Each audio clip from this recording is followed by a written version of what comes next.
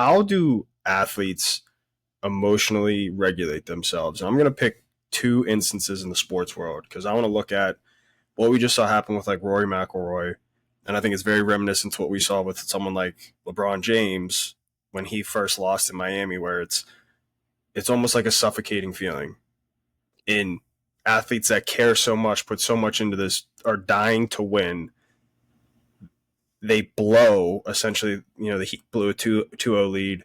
Rory has a 2-stroke lead coming down the final 3 holes, and they lose in fashion, and then the world just comes down on them.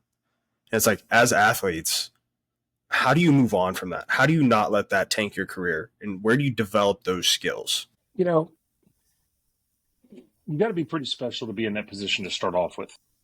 And I think that's what people forget. And so there's tremendous vulnerability at the highest moments. Every movie of any kind of action movie, right, it gets harder the closer you are to the final prize. And there are a lot of people who could have done it. There was a lot of people who said that they tried it. There's a lot of people, but there are few that have done it. We look at somebody like Rory or LeBron or, Jim Kelly with the Buffalo Bills, and you look at that and you're like, they couldn't get it done. We're talking about the final step, the final piece of a puzzle. That's so many factors out of your control. And so it's easy to look at Rory and say, God, he missed those 2 putts. But the reality is, it's so difficult, it's so volatile that anything that's worth gaining is worth risking for. And Rory and those types, their careers don't need to be defined by a mistake, but that's what we do in our American culture. We want to knock down the giants.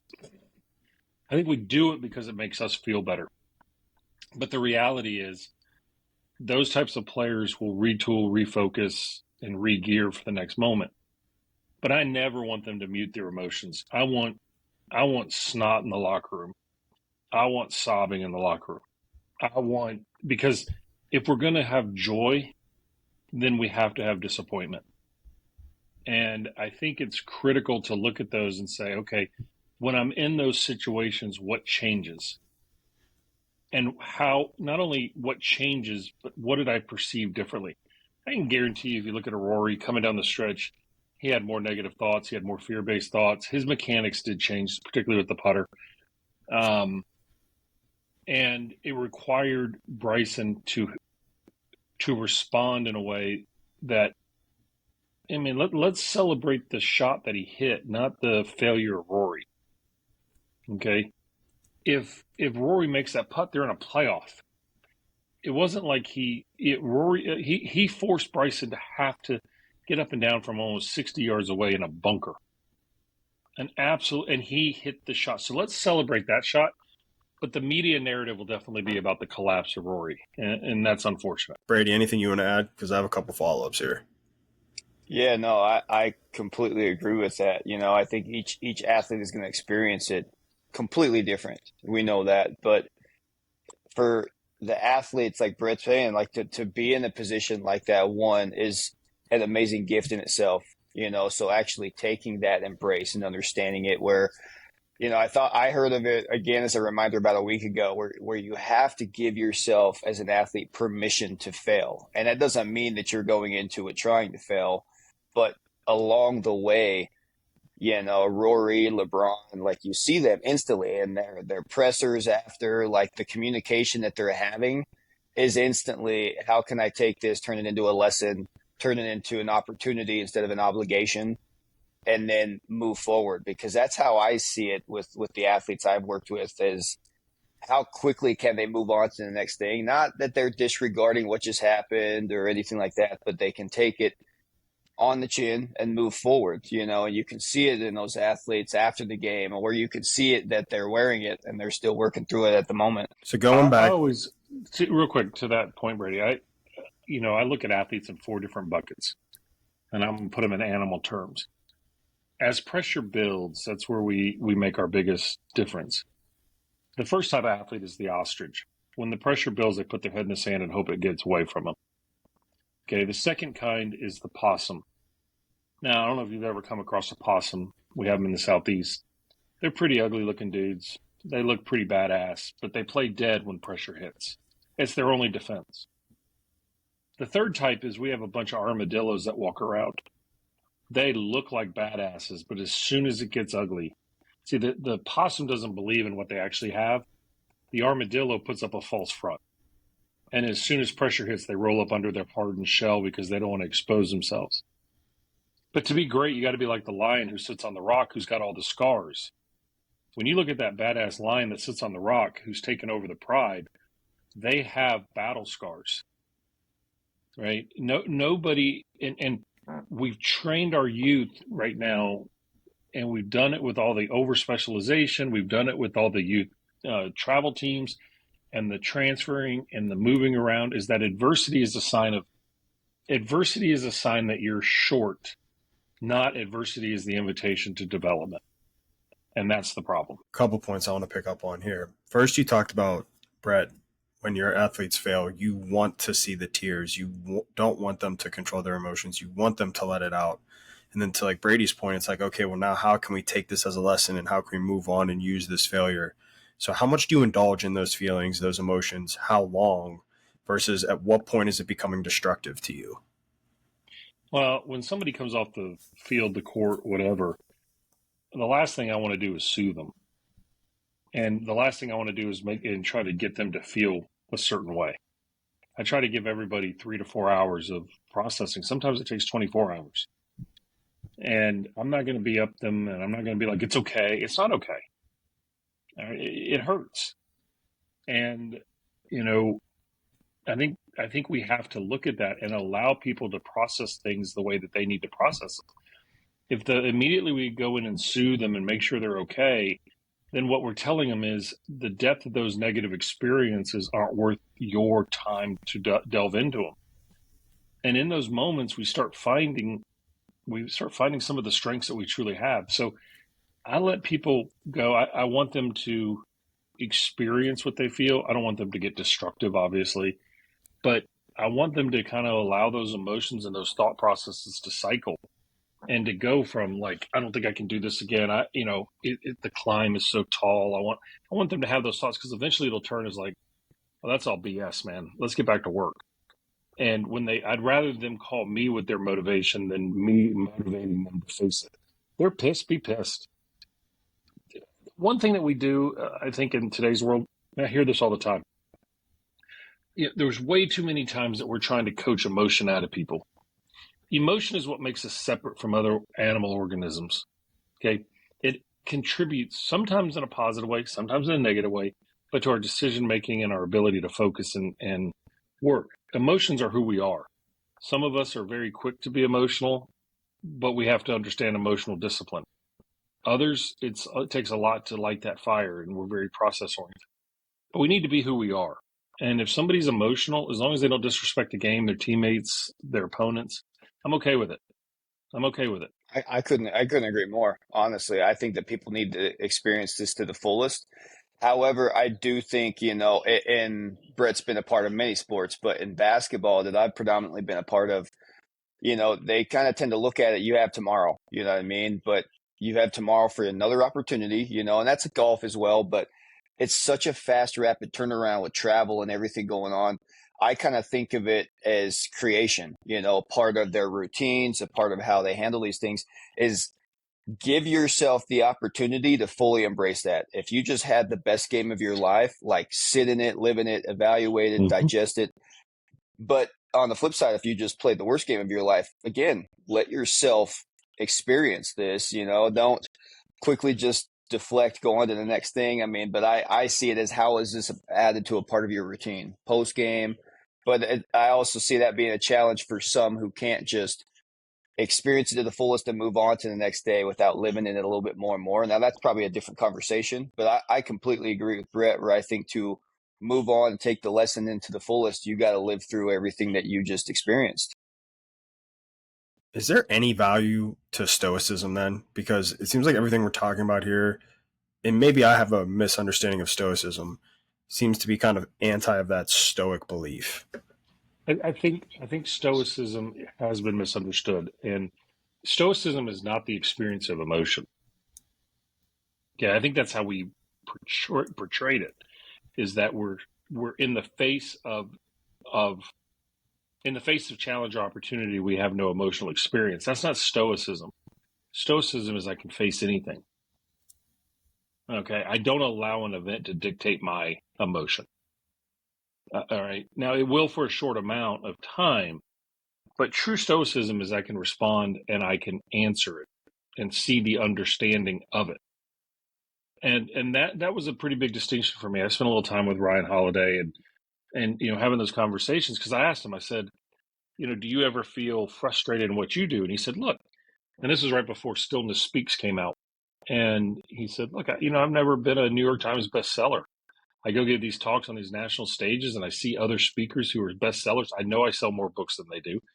I know they're getting paid more than me, and I feel jealous. I feel envious. That's okay. Okay, but I don't allow my emotion to dictate my next action. Awesome.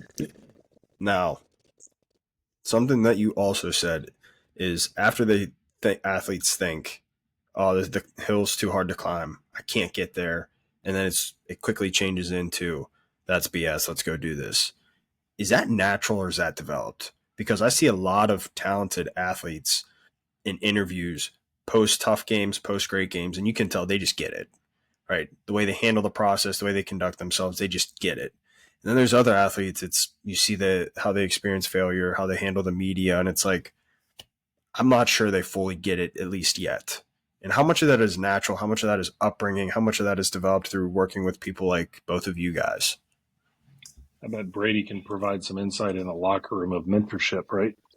I mean, I bet the young guys come in and they get mentored by an older guy. Yeah, absolutely. In a team sport setting, the coach within the locker room sometimes has a bigger impact than the sport coach on the front line. Like, to be honest with you, that's why you see it year in, year out. There's guys on every team. Look at the championship teams. I guarantee you could look at the end of the bench and find a veteran player who's had a big impact in the league, like a ripple effect, where they can connect with the athletes, and that leadership from within is paramount. If you don't have that leadership on a team, how can a young athlete in professional collegiate begin to develop the right habits? Where can they look? Who can they work with? How can they develop these skills? It's funny. Yeah, go ahead. Oh, I was just going to spin off that saying, what's funny is they come in there, and it's not probably fair to use the prison analogy, but they come in and instantly all eyes are looking around, like, who can I gravitate to? Who might be in my corner? Who can I latch onto? You start to see little cliques, little groups, even within the team setting. And everything comes down to ecosystems that you're surrounded by, the people you surround yourself by, and that's everywhere. You step into the training facility. Who am I really closely associated with? Who am I avoiding? Why? Same thing in your personal life. So I do think that there's a big impact by, our environments. I totally agree with that. The ecosystem development, and I think we as coaches need to look at ecosystems a lot more than the one-on-ones. I do a lot of my work in the ecosystem. I train coaches on how to communicate with people. I train every level of support teams around, and I do a lot of my work that way versus maybe one-on-one. Even in the professional organization I work with, they'll call and say, did you talk to so-and-so? Like, no, but I talked to the coach that influences them, because they have that relationship with them. And I gave them better tools to deal with what they're going through. They don't need another voice sometimes. What we're talking about is wisdom. And wisdom is gained through experience. It's gained through exposure. It's gained through, difficulty. And those scars and those wrinkles, people can say, look, I've seen this before. You're going to be okay. All right, but this is how we're going to respond. And to Brady's point, when you build a team and an organization, you have to look at the pieces of who are the influencers and who are the ones that are respected. I love using former players as kind of performance liaisons, because, man, they've got the trust, right? They've been in the trenches. They've been in those moments. They've probably struggled with things, but they speak a language that is so well respected, and they speak a language that has credibility with it because of what they've gone through. And putting a team together is about understanding those different levels. If you have a young superstar, and let's say in a youth baseball league or youth football league or youth basketball, you don't get that opportunity because they're all the same age. But then you better put people around from a coaching standpoint that has a positive influence. In the professional ranks, the clubhouse is as important as the roster. And that clubhouse could be, I mean, there's an old story. There was a Major League Baseball player who was an MVP by the name of Albert Bell. Albert Bell played at LSU before me. He played under the name Joey Bell, and when he went to the minor league system, he had some anger issues and emotional regulation issues, and he went through alcoholism treatment, and he changed his name to Albert. But he became an MVP, I think, with the Cleveland Indians, and then signed a massive deal with the Chicago White Sox. But he never really created the same level of success with the White Sox. And I remember reading an article or listening to somebody on the team. I may have had a teammate on the team with him at the time. And they were like, when Albert left Cleveland, there was one piece that did not go with him that nobody understood. There was an older mentor in the clubhouse, a clubhouse manager that had been around for a long time. It was an older African-American guy who was his mentor. Albert didn't trust many people, but he trusted that man. When he went to Chicago, he didn't have that man. Okay? And you lose that resource sometimes. You know, I remember people talking about Barry Bonds. He trusted very few people. And one of them was a clubhouse manager that was around for his dad. And he used to tell him, get your crap together or go apologize to that person. He was the only person he kind of respected because he knew the influence he had on his dad. And you have to look at that ecosystem and understand what's the spider web. All right. And we build in our organizations the spider web effect. And it doesn't mean if they're hanging out with somebody that you don't like, they may be getting something out of that guy or that woman. Okay. But that's okay. It's not all or nothing. But you have to understand how that spider web all interconnects to understand who are the influencers, who do they trust, where do they go? And it may not be us. That's okay. But we got to get to the people that get to them to help them. You know, it's funny that you mentioned that because we use that tactic in every department in basketball, where it's like we're trying to reach the best result for the end user, which is that particular player. And then you start figuring out, well, how can we speak the same language? When you brought that up, I just thought of countless times where we're pulling in a player development coach that's their individual coach. We're bringing in, you know, a front bench coach who's involved with overall strategy. We're bringing in a strength coach that he works closely with. This is why teams have 12 to 15 health and performance staff. You got 3 strength coaches with various personalities, not just for their skill set in the weight room, but who connects best with the athlete. You bring those people together to drive a similar language, a similar message to try to reach the athlete. We use that all the time. It made me think of your 4 buckets there, Bhrett. You know, when an athlete comes in as a rookie, again, he's going to gravitate to a certain group naturally, but is he gravitating to live in the ostrich department or is he growing to be on the perch, you know, as a lion? And you're going to find out pretty quickly because these athletes are very smart, but they're also very just creatures of habits. They're going to lean to what gets them comfort, you know? So it's interesting because I was thinking of all these different times where I've used that, Bhrett. Well, to that point too, is organizations need to look not just at the people who wear the suits on the sidelines. You know, I look at sports medicine all the time. You know, people will say, well, did they talk about this in your appointment? I'm like, no, but they've been on your table for 8 hours this week. And in that 8 hours while you're working on them, you know where the tension is. You know if they kind of drop a seed. I'm not going to say, hey, your athletic trainer told me that you're having some problems at home. I'm going to try to give them that environment, but they're not going to tell me because they're going to a lot of times have self-preservation. But that athletic trainer knows. And so we spend an exorbitant amount of time at every organization I'm in training the entire organization to feel competent. Am I asking them to be a psychologist? No. But I'm also they're not asking me to be an athletic trainer or a physical therapist or a strength and conditioning coach. All right. But I want them to feel competent in interpersonal skills and developmental skills to kind of pay attention and listen and not impart opinion and advice. My field is full of advice givers. It's not full of many coaches. You know, I get on social media and I hear all the stories, you know, embrace failure, you know, run towards discomfort, all that crap. Okay, that sells great. You might as well print those on shirts. They are worthless in a locker room. Worthless. If you're a coach and you bring in a fire breather and a you know, one of those people to come in there, 95% of your athletes are going to roll their eyes at them.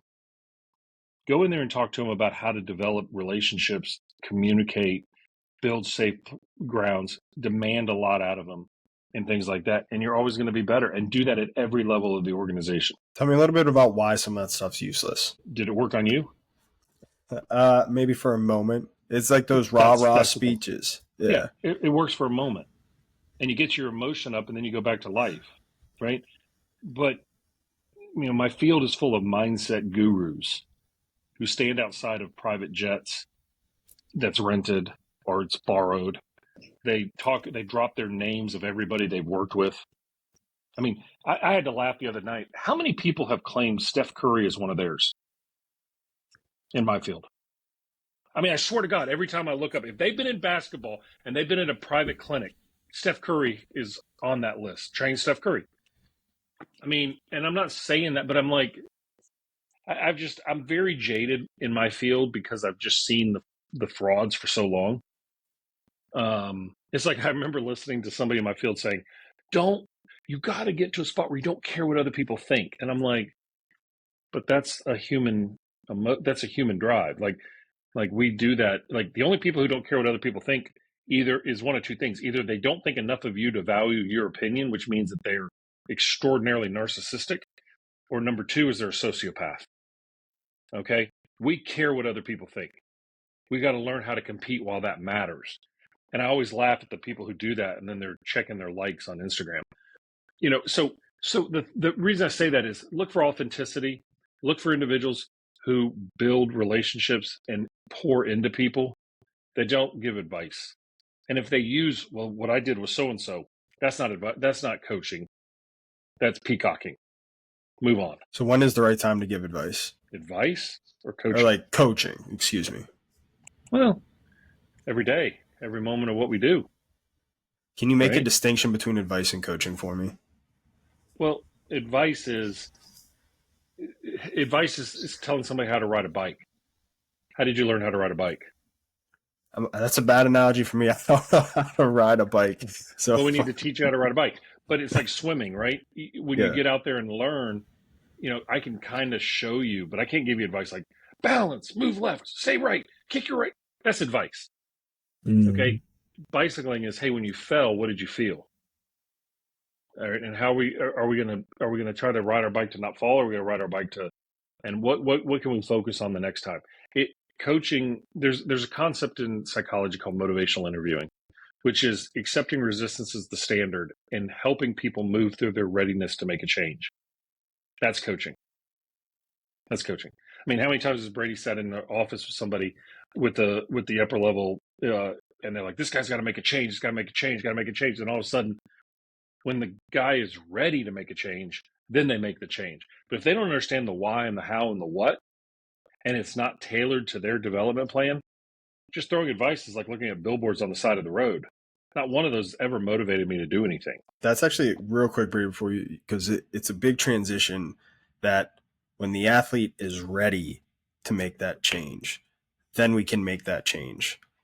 And tailoring specific training methods to go with individual athletes for their long-term careers, that's a really hard fine line, particularly we're looking in the NBA, NFL, team organizations where it's, hey, we want to craft a path for you to grow and have the success that you want while also building it into the team dynamic. So it's, I know a big thing is building the trust with the athletes. How do you maybe break through there to get them to see the long-term vision as opposed to just the next 10, 15 weeks, next, 8 months? That's what Brady does on a daily basis.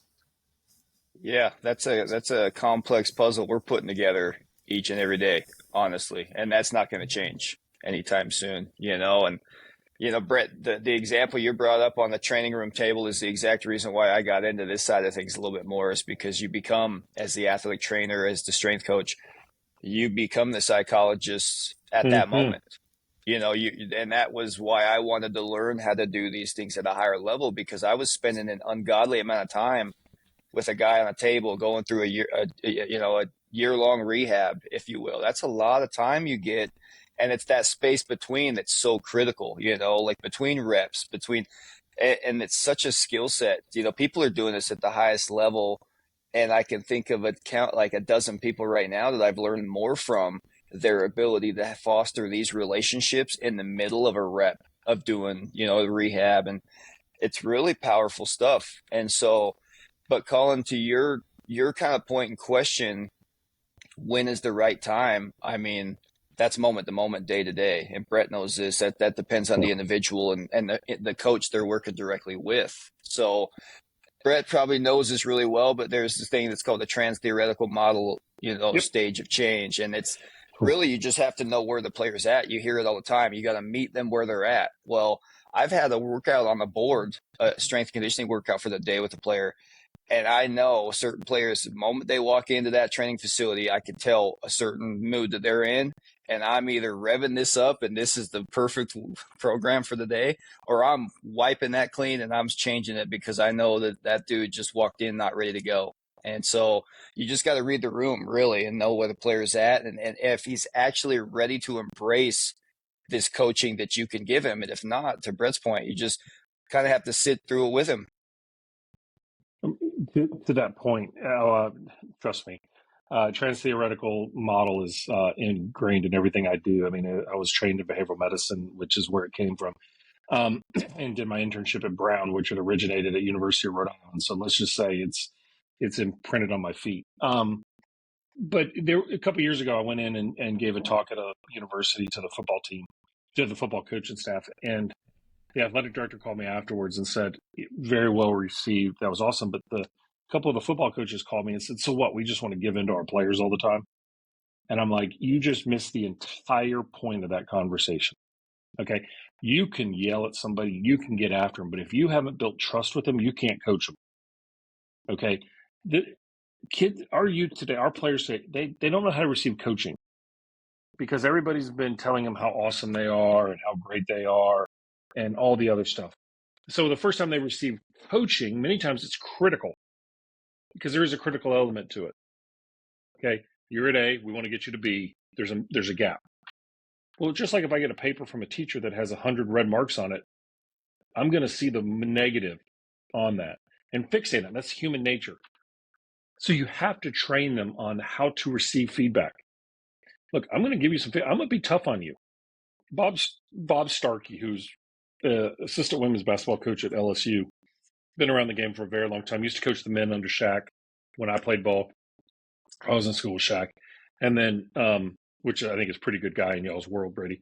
But Bob Starkey's brilliant, and one of the things that he said is, when you're coaching an athlete of today, you can give them negative feedback, but you better cycle back here pretty soon with a positive message to them, and focus it on something that they can control: effort, intensity, engagement. And come back, even if they're doing it wrong, go, that's what I want to see right there. That's what I want to see. Keep working it. Keep going.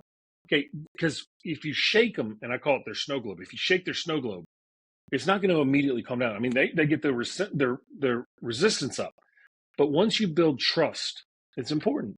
I put athletes into four different change models. Okay. And so I want you to think about it like level of agreement with us, alignment with us, and level of knowledge of what we're coaching. So let's say somebody comes into Brady and is really, really locked in. Man, they know what they're talking about and how the body moves. They study it. They go to people all over the country, right? And they're aligned with Brady. I call that person aligned. They know what they're talking about and they're connected to us. Okay. On the flip side of that, we have a lot of people who really don't know what they're talking about and they just don't like us. Now, it's either they've connected to a guru, they've connected to somebody, but they use being dismissive or antagonist or being an a-hole a little bit to keep us at bay. And a lot of times it's to not allow us to see their weakness. So they avoid and they do stuff like that, okay? And you have to have a strategy for those individuals because beating them over the head with it, all it's going to do is further alienate the two of you guys. The antagonist person has extremely high knowledge, but just has a different perspective. And a lot of times we see those as dangerous. They're not dangerous at all. If somebody came into Brady's shop and was like, I work with somebody who does, I don't know, barefoot training, and I've been doing it for 10 years. And you're like, I mean, I have a different philosophy, and I like to do more heavy loads and all that, but they're doing more plyometrics and they're doing more strength. That's cool. We can have a conversation about that. We may differ, but I respect it because, one, you've done the research, and two, and I want to pick your mind on a little bit. How can I tailor to mix the two? A lot of times we see the antagonist as the squeaky wheel, and we want them out just because they disagree with us. The most dangerous athlete you have in your shop is the one who has high alignment but low knowledge. I call that an accommodator. They tell you how good you are. They tell you they're doing it, but they don't buy in because they don't have the knowledge to buy in. And as coaches, we need to use knowledge, okay, but accept that sometimes they're not aligned with us. That's okay. They may differ. In the professional ranks, you may bring in a free agent who's come from another shop, had a lot of experience. Let's say somebody came out of a very solid, let's use the Boston Celtics right now, came out of a solid organization. They have a theoretical framework and put in place. How do you undo that for a player? How do you undo that? I remember a GM of a football team, an NFL football team, told me, yeah, we don't like to draft Alabama football players. And I said, why? He said, because they're so over-taught, so overlearned, that they see the game so fast that they can't break their patterns. And I sat there and I thought about it, and I was like, what a dumbass answer. Okay? And by the way, this team hasn't made the playoffs or won a playoff game in, I think, like 15 years. And I'm sitting there thinking, like, you don't want to draft players that are coached to be coaches on the field because you want them to undo the learning that they've had here. My coach at LSU used to say, by the time you're done with me, you'll have a PhD in baseball. Why is knowledge scary? Because it doesn't agree with what we believe? That's a coach issue, not a player issue. So we have to know where those four players are and know how to get them and move them along to the readiness of change, the trans-theoretical model, and understand that somebody may be different, but I got to get a plan. If somebody and I, if we're butting heads, but we're both knowledge-based, and you're like, man, this guy kind of knows, and I've talked to his coach, okay, we just have different views. How do we marry these two and build trust together? Because last thing I want to do is create an adversarial relationship that every time they come in the gym or they come in the team meeting rooms or whatever, it's like, man, he does his own thing and doesn't want to pay attention to us. That's not the truth. He just doesn't believe in it. And that's okay. Brady, anything to add there? You good? No, I love it. I love hearing this because, sometimes for us, those that have a serious background working in the inner web of sports, what I mean, they just don't understand this. So I'm just listening to Bhrett and it's just clicking on all cylinders, just what he's talking about. So it's good stuff. All right, I want to take a step back and talk about performing in those highest moments because you hear people say, and Bhrett, I know you hate this, to not think about it or to avoid the anxiety or, suppress it or whatever. You're big, and I've read your book on learning to thrive with anxiety. So I want to hear you talk a little bit about more when we get to these bigger pressure moments. And this is at any level because it's all relative. At high school, the biggest pressure moment of your life is your biggest pressure moment of your life up to that point, all the way up to Rory's putt. So it's like, how do you learn to begin to deal with that anxiety and thrive with it? We used to at LSU, my coach used to say that you had to graduate under pressure in order to earn the right to work through your own problems. And he used to play the graduation theme music in our locker room. And it was, are you willing? Are you out there trying to protect? Or are you learning to be resilient and fight through? See, when we go into pressure and we hold on to a strict paradigm, then it's about the execution of the paradigm versus competitiveness. Sometimes we have to adapt. Sometimes we need to, call an audible. Sometimes we got to be flexible in the way we do things. But we can never control thought. We can never control emotions. All right, it takes guys living in the mountains in Tibet 30 years to learn to control thought, and they don't talk to anyone. Okay, I would rather know what that dialogue is and know how to pivot off of it, and where to anchor into.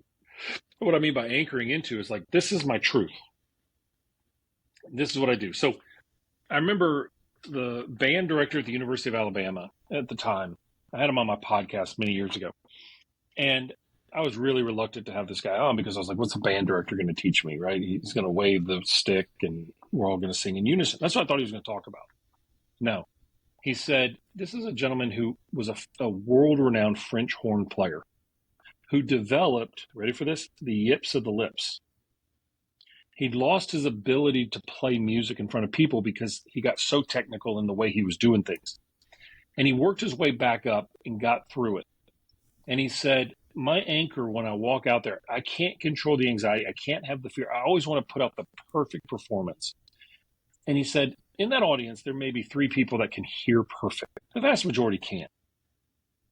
They're there for a presentation. They're there for a show, a performance. But when I walk out on stage, I can't ever get rid of that anxiety, that stress that's surging me. But there's one thing that's consistent across every single concert hall in the world, is it's an exit sign. It's a universal sign. And when I first walk out on stage, I look for the exit sign as I scan the audience and all that. That exit sign becomes my anchor. And anytime I have the doubts, I look at it and say, I can choose to leave or I can choose to engage. That simple sense of awareness allows us to stand within the storm versus run from it. The only way we get better under pressure is to put ourselves there more, right? The more times that we're in a competitive environment, the better we get and things do start slowing down. I mean, there's a reason why people are upset that Rory hasn't won another major, because he's been in contention so many times. Xander Schauffele wins a major and people are like, he wins his first major. He had been in contention so many times. If you look at majors on the PGA Tour, it's the same group and crop of players. Very rarely does a out of left field person come in. Okay. If you look at, like, I'm just going to speak out of turn, and Brady, you can correct me if I'm wrong.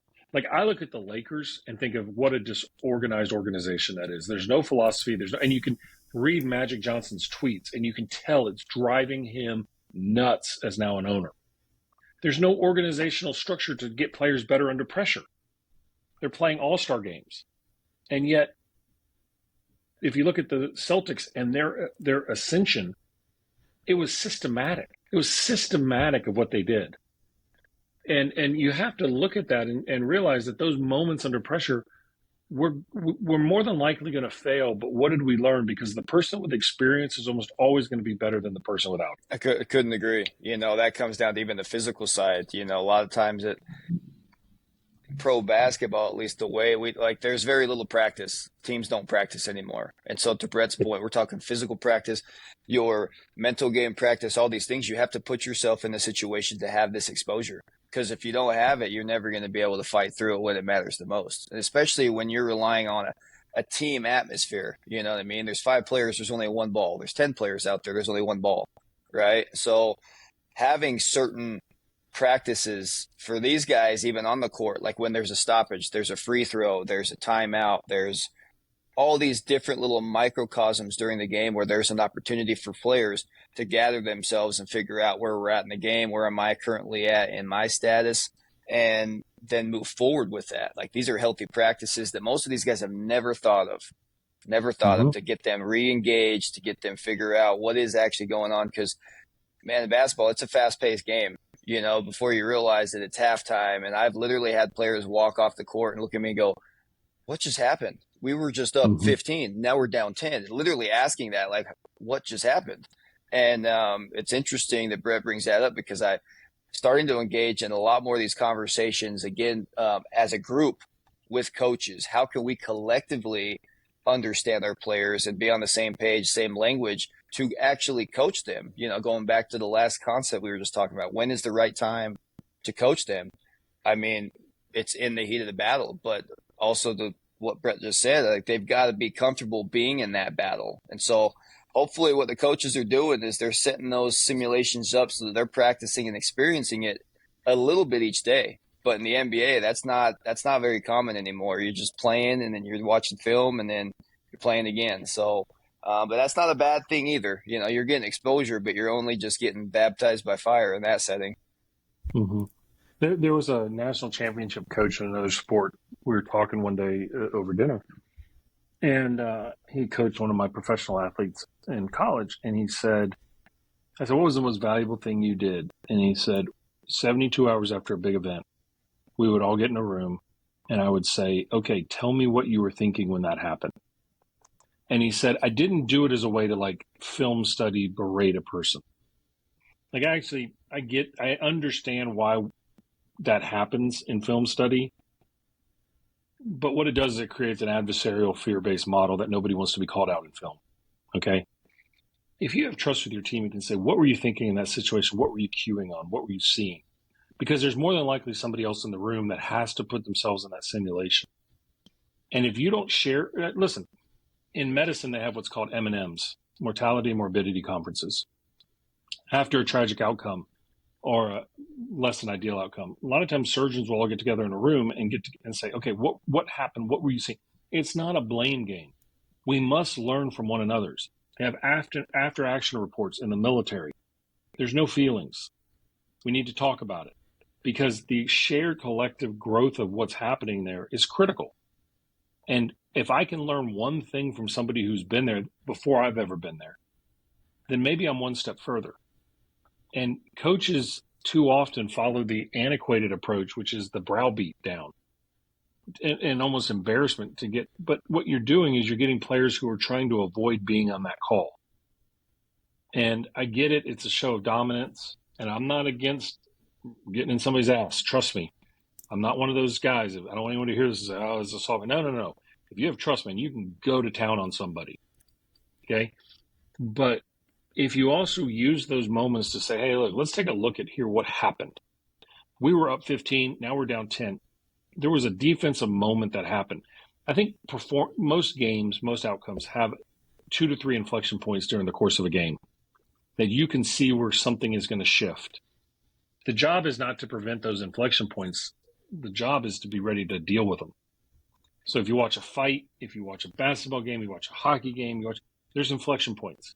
Somebody either makes the play or doesn't, and it changes the entire course of the flow of the game. It's amazing, that inflection point in basketball, you guys all see it. Like even the officials, 2 or 3 plays in a row, they look at the coach. Like if you watch refs closely, they instantly look at the coach and they know you're calling timeout, right? And sure enough, the coach is walking out, and it's like there's the break. And the really good coaches know how to. You'll see the bench coaches gather up for 30 seconds.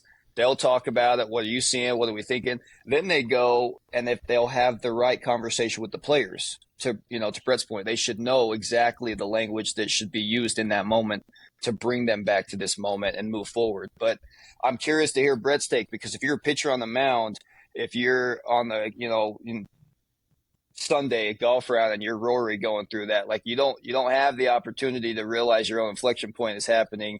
And you can call timeout. So when are some of those best opportunities that you see that for the individual sports or positions? Well, in golf, the professional guys, men and women, have caddies, right? And I always, I don't like to see the caddy as a co-pilot. I like to see him as a navigator. My dad was a navigator in the Air Force, so I think that's why I gravitate to it.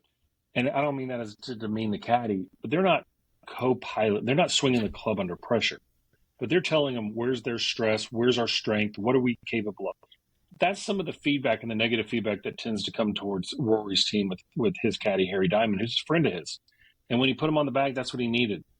And I don't know how their relationship is. Rory may not want that feedback, so I can't speak to it. But that's what some of the other professional golfers are like, hey, look, we're seeing the same trend under pressure. Okay, you have an older person who's seen it more. Is like, hey, buddy, remember that shot we hit 8 years ago? This is what that shot is. When my coach would come out to the mound, many times he wouldn't come out with any insight. He would come to slow you down, but he wouldn't say breathe and slow down. He'd walk out, he'd put his hand on your shoulder, which allowed a physical contact, which allows us mostly to synchronize and to slow down energy-wise. And he'd say, hey, look, this is what's happening. Okay, and I can't tell you the number of times he said, look, just let's get refocused. I know you're getting squeezed behind home plate. We got to get a little bit better there. But we're gonna start off with a slider here. We're gonna get a ground ball double play. All right, we're gonna come back in the dugout, and then we're gonna score some runs. We're gonna get a lead for you. I can't tell you the number of times that happened. A pilot comes on the overhead and says, "Hey, ladies and gentlemen, we're gonna have a little turbulence for the next 20 minutes. I'm gonna do everything I can to avoid it." It usually is a lot better than if they don't say anything. Okay, and coaches have that insight to say, "I've been here. I've got so many more hours of being here than you do. Okay, I'm going to guide us through this. I'm going to navigate us around the dark clouds and the storms." Okay, and if you understand that, and sometimes you can get out there and be like, I had an instance where a player recently, his caddy looked at him and said, "Get your head out your ass, start playing like we've trained. You're a lot better than this." Player played great after that. Okay. Caddies have to know when and how to say it. Like I said, I'm never against getting in somebody's ass, but you got to put it at the right time. It can't be your only hammer, right? Sometimes you got to have a chisel. Sometimes you got to have a saw. Sometimes you got to have a buffer. Sometimes you got to have a little sandpaper, but you got to know how to be the craftsman there. And it's really difficult. But I also want my caddies to be a part of all the teams so that they don't feel like they're just a bag toter. I want the pitching coach to understand the pitchers, but to prepare that. We used to have meetings every Friday night. We called them Yellow Book meetings, where we went through scenarios. I mean, it sucked when you're in college to have meetings at 7 to 8:30 on a Friday night, but that's what we did. And it's the reason we won so much. And my coach won 5 titles in 10 years. And it was the fact that we were prepared for that. And I remember him looking across the dugout. We were getting ready to play USC my junior year, and they had to beat us twice. And I was going to pitch. I was going to come in relief, which I like to do. And they had a lot of major leaguers, and so did we. And they're playing at our home place. They had to beat us twice. And he looks in and he goes, "Guys, they're really good, blah, blah, blah. But they don't have me in their dugout." Man, you talk about a powerful position to be in when you know you had the best coach in baseball in your dugout. Okay? It didn't mean we didn't get angry. It didn't mean we didn't curse at him sometimes. It didn't mean we didn't go to town on him. And didn't mean he didn't go to town on us.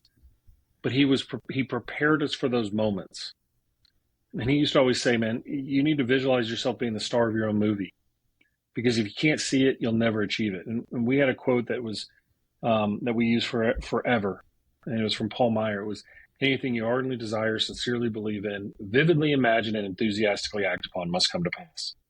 If you can see yourself doing it, you really, really want it, you're willing to work your ass off for it, and you're willing to sacrifice whatever it takes to achieve it, more than likely it's going to come to pass. But most people fail at some point in that system because doubt gets large, the effort's too much, or something like that. There's something that you said, Bhrett, that I want to articulate through my own experience as an athlete, and it's the yelling part where you can come down on an athlete once you know, or once the athlete knows that you care about him or you trust him or whatever the case is. So I don't think you could have explained a better experience in my own as an athlete. So I come in as a true freshman to Bucknell University. My very first rep ever, one-on-one. I undercut a post. It gets caught over me for a touchdown. And the coach reams me. Like, never been screamed at like this before in my life. I'm like, holy smokes.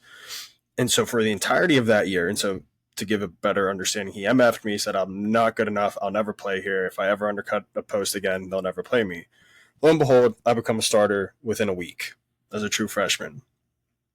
I played throughout that whole year thinking this guy's kind of just a jackass. In the Patriot League Championship game, I give up the game-winning touchdown in overtime. Talk about anxiety. I've never experienced anxiety like I did in that game as a true freshman. But I give it up. I'm heartbroken. Collapse on the field. I'm crying.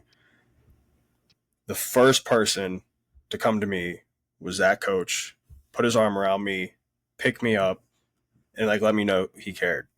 And to your point, if he just could have done that day one, so I want to hear your point. Maybe, but you may have also been an example for other people on the field. Okay, and he may have needed to shake you out of being a cocky, swagger-based freshman and realize that there's a process and a system in place that you have to follow. Okay, so you may have been a collateral damage, but I can guarantee you probably never really undercut somebody again. No. Okay, and so that message was strong. Now, you were probably in a situation that you knew that, or we knew that you could do that and you could receive that.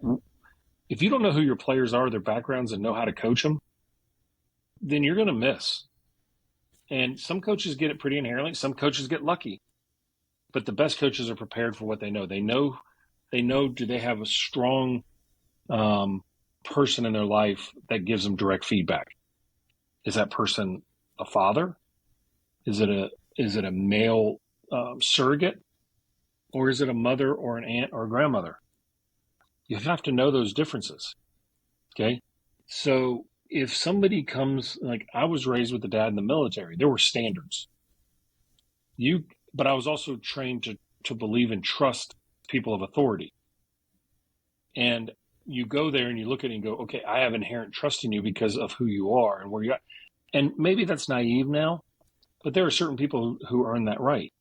Okay. So working at Alabama for a long time, we had Coach Saban. Like if he told you to do something in the defensive backfield, more than likely you should freaking do it. Okay. His track record is there. I've watched the new staff come in and how they establish trust with players. It's brilliant. It's brilliant. It's just different style.